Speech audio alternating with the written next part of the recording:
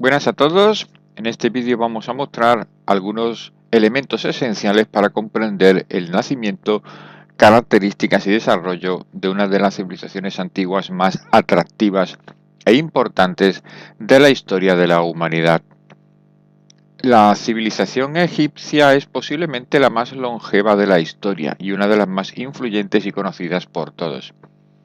Su historia se prolongó desde el año 3100 a.C. hasta su absorción por Roma en el año 30 a.C. Más de 3000 años atestiguan el paso de una civilización compleja en sus formas y cosmovisión que recogió aspectos culturales de su entorno y que supo trasladarlos hacia el Mediterráneo, influyendo a su vez en Grecia y Roma. El sacerdote egipcio Manetón, consciente de su longevidad y complejidad, dividió su historia en dinastías, 31 en total, que nos sirven hoy en día para estudiar su larga historia en periodos con características propias y singulares. Sin embargo, Egipto no se entiende sin el espacio físico en el que se desarrolló. El Nilo es el núcleo principal a través del cual nació y evolucionó con los siglos. De hecho, los egipcios llamaban a su tierra no Egipto, sino Kemet, tierra negra, en referencia al fértil limo de color negro que inundaba periódicamente sus riberas y que permitía ricos y abundantes cultivos. De esta forma es como el fértil Nilo da vida a Egipto. Como tierra de contrapuestos, los egipcios llamaban a la tierra más allá de las riberas del río Deseret, tierra roja, de la que deriva nuestro nombre actual de desierto. Al este, Egipto queda delimitado y encerrado por la península del Sinaí, frontera natural pero también tierra de paso hacia el Próximo Oriente, con el que mantuvo contactos comerciales y culturales durante siglos.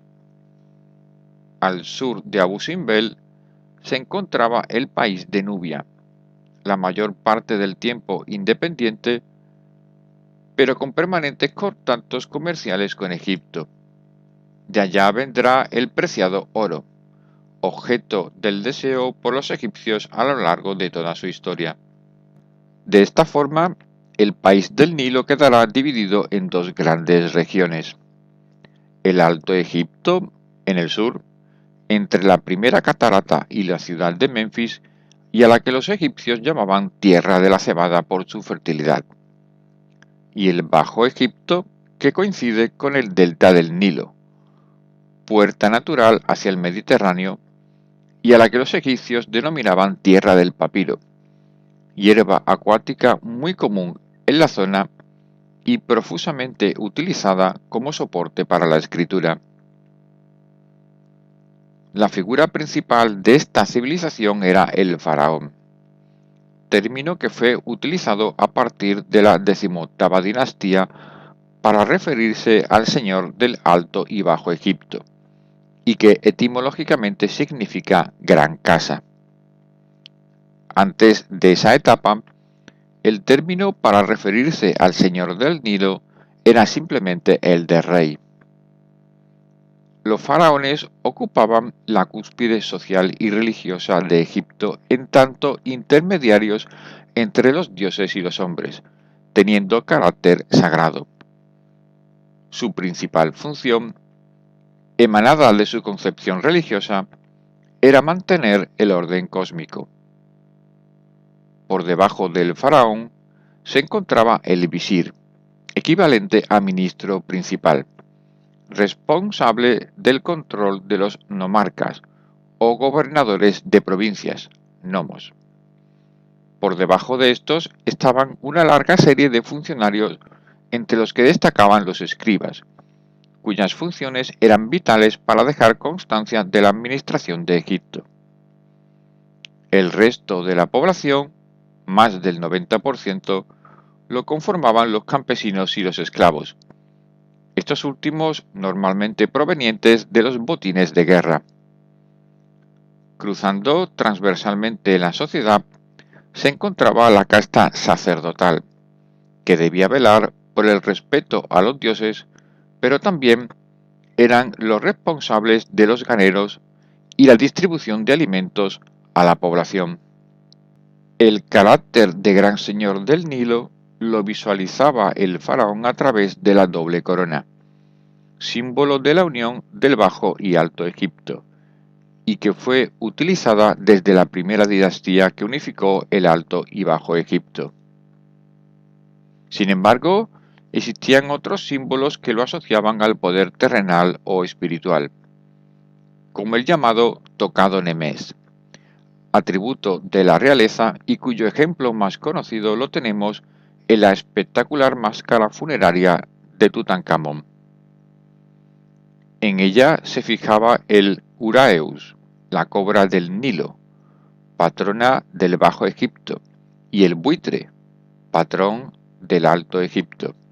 Juntas, ambas reflejaban el poder del faraón sobre todo Egipto como símbolo de protección divina, mientras que en las manos llevaba el látigo y el cayado cruzados, símbolos del poder sobre los súbditos. Por otra parte, la famosa barba postiza simbolizaba su unión con el dios Osiris, dios absoluto de la mitología egipcia y vinculado con la reencarnación. Esto nos lleva al papel divino del propio faraón. Su principal función, como se ha dicho, era mantener el Ma'at, u orden cósmico, para que nada cambie y el ciclo de la vida y la muerte se mantengan eternos. Esto se realizaba a través de la coronación, mediante la que el faraón adquiría este rol de marcado carácter místico, asociado a su vez con su propio origen divino.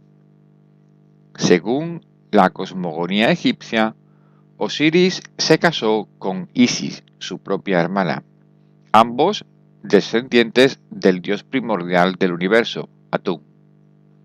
Set, hermano también de Osiris y rey de las tierras no fértiles del desierto, mató y descuartizó a Osiris por envidia.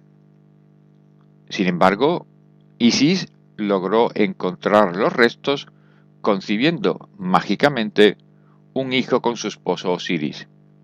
Este hijo es Horus, quien vengó a su padre Osiris derrotando a Set. De esta forma, Horus, dios halcón, representa el renacimiento y la vida, y el origen mismo de la civilización egipcia. Todos los faraones son Horus reencarnado, y se convierten en tal con el rito de la coronación. El panteón de dioses egipcios es inmenso, aunque la cosmogonía fijó ya desde época muy antigua una jerarquía primordial. El más importante es Ra, representado como un halcón con disco solar desde el Imperio Nuevo. Surgió de la oscuridad, siendo el creador de vida y responsable del ciclo de la muerte y la resurrección. Durante el Imperio Antiguo se le asoció con el dios tebano Amón, convirtiéndose así en Amón-Ra, y es, junto con Osiris, el dios más representado de Egipto. Según la tradición, Osiris tuvo otro hijo con otra de sus hermanas, Neftis. Este hijo es Anubis, representado con cabeza de chacal. Cuando Isis recuperó el cuerpo de Osiris, Anubis ayudó a Isis a resucitar a Osiris. Por esta razón, Anubis era el encargado de embalsamar a los faraones. A partir de ese momento, Anubis será el protector de las necrópolis y patrón de los embalsamadores.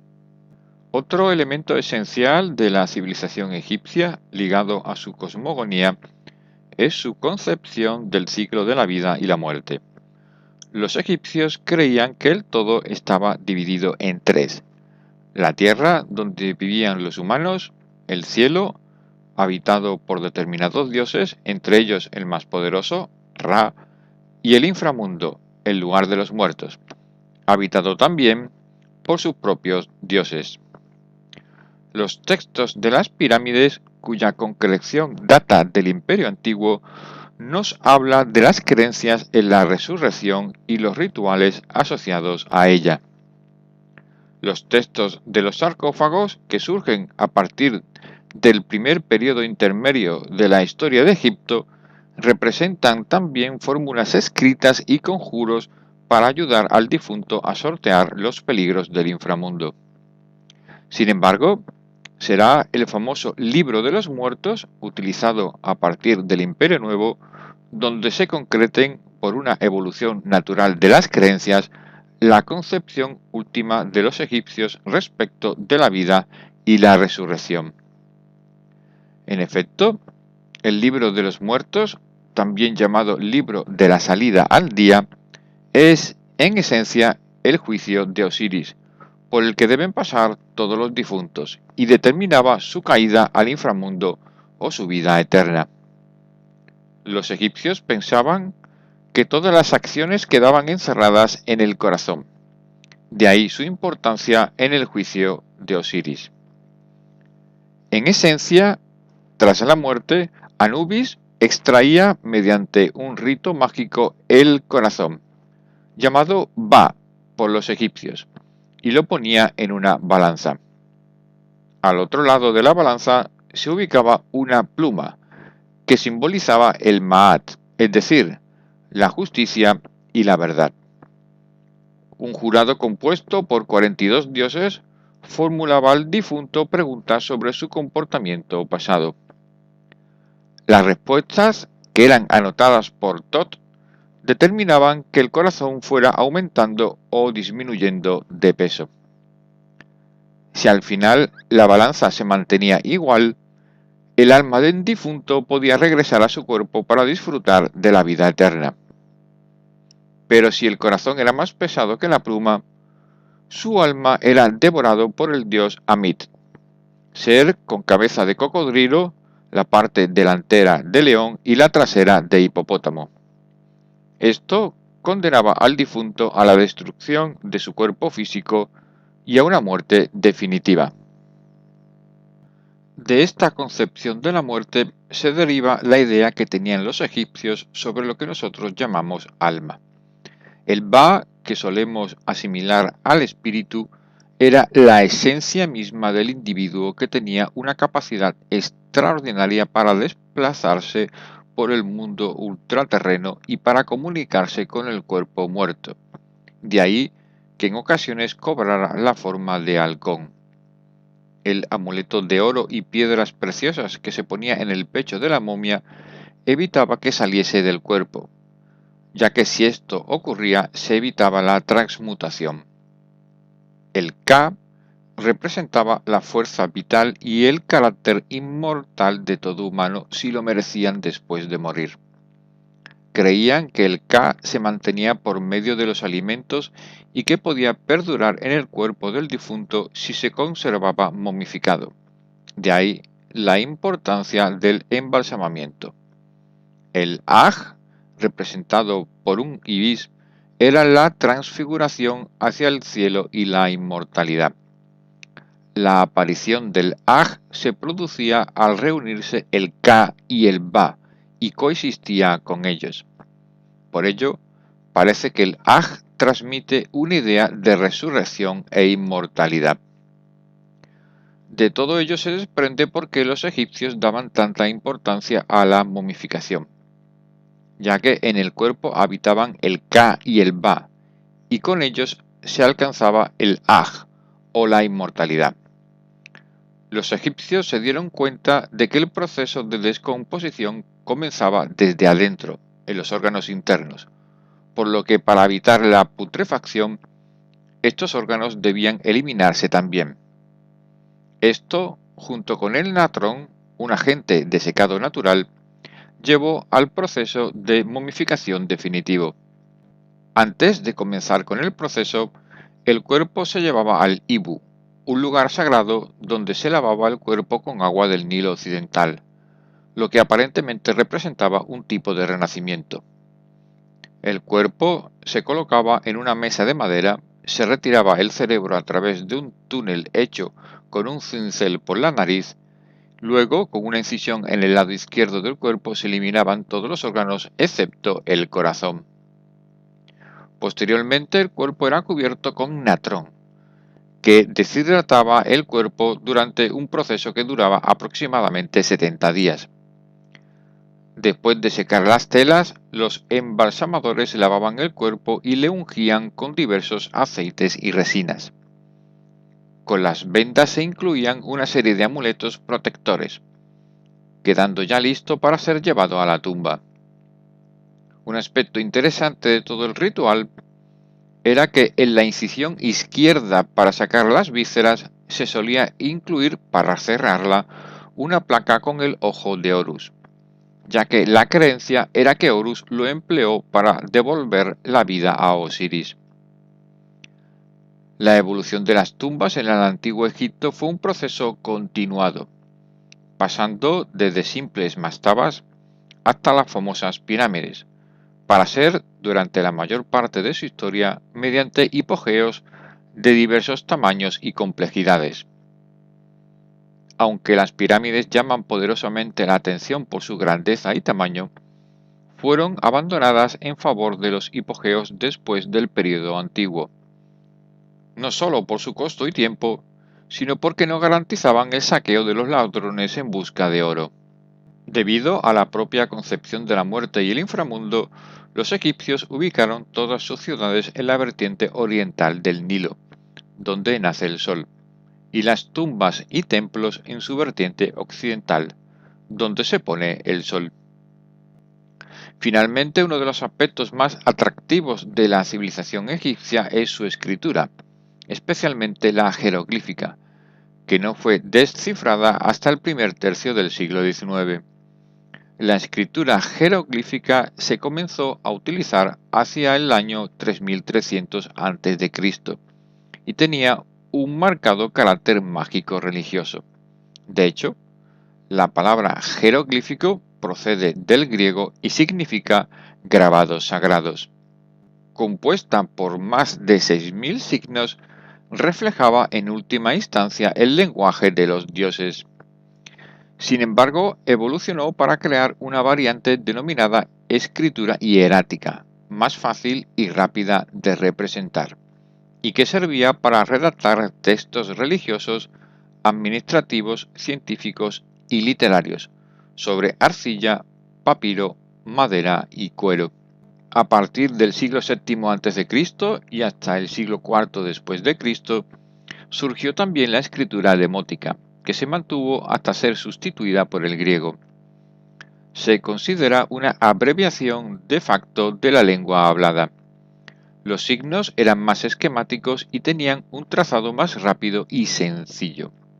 Se mantuvo para las transacciones comerciales y la literatura, permaneciendo el sistema jeroglífico y hierático para los textos sagrados.